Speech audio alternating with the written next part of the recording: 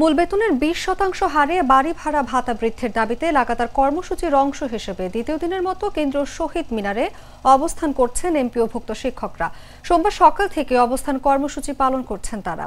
আন্দোলনরত শিক্ষকরা বলছেন, জনদুর্ভোগ এড়াতে শহীদ মিনারে অবস্থান চালিয়ে যাবেন তারা। প্রজ্ঞাপন জারি না হওয়া পর্যন্ত আন্দোলন চলবে।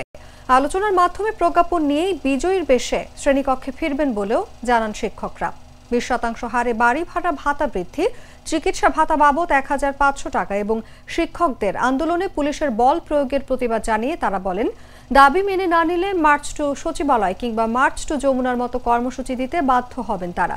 এর আগে রোববার বেলা 1:45টার দিকে রাজধানীর প্রেস ক্লাব এলাকায় শিক্ষকদের পুলিশ ছত্রভঙ্গ করতে সাউন্ড গ্রেনেড, জল কামান ও লাঠিচার্জ করে। এরপর বিভিন্ন দিকে ছড়িয়ে পড়ে তারা। কিছু শিক্ষকদের আবারও প্রেস ক্লাব এলাকায় অবস্থান নিতে দেখা যায়। এছাড়া আরেকটি অংশ প্রেস ক্লাবের সামনে থেকে সরে শহীদ মিনারে অবস্থান নেন। রাতভর সেখানেই অবস্থান করেন তারা। যতদিন পর্যন্ত তারা আমাদের প্রজ্ঞাপন জারি করবে না, ততদিন পর্যন্ত আমরা সেখানে লাগাতার কর্মসূচি পালন করবো।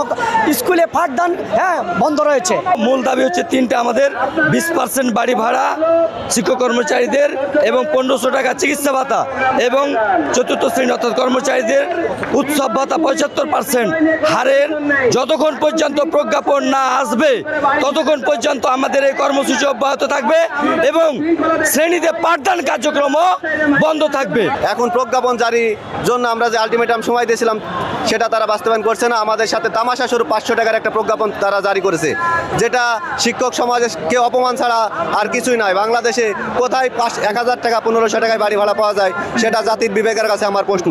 আমরা অবস্থান করতেছি, আমাদের শিক্ষা প্রতিষ্ঠান বন্ধ রয়েছে, অবরোধ চলতেছে, আমাদের শিক্ষার্থীদের ক্ষতি হচ্ছে। দ্রুত শিক্ষার্থীদের দিক তাকিয়ে, আমাদের দিক তাকিয়ে দ্রুত আজকের মধ্যে আপনারা প্রজ্ঞাপন জারি করে দেন, আমরা আজকেই চলে যাব। যতদিন পর্যন্ত সরকার প্রজ্ঞাপন না দিবে ততদিন পর্যন্ত আমাদের লাগাতার কর্মসূচি আমরা এই শহীদ মিনারে অবস্থান করব। মাত্র রান্না করা চিকেন খেতে কেমন হয়েছে বলছি। চিকেন রান্নায় কি আসছে কান্না? একই মশলায় আর কতদিন? এই নিন প্রাণ মুরগির মাংসের মশলা। বাছাই করা উপাদানের সঠিক মিশ্রণে প্রস্তুত হয় প্রাণ মুরগির মাংসের মশলা। তাই মুরগির মাংসের টেস্ট হবে বেস্ট। প্রাণ মুরগির মাংসের মশলা, মুরগির মাংসের টেস্ট হবে বেস্ট। শেফ রেকমেন্ডেড মশলা।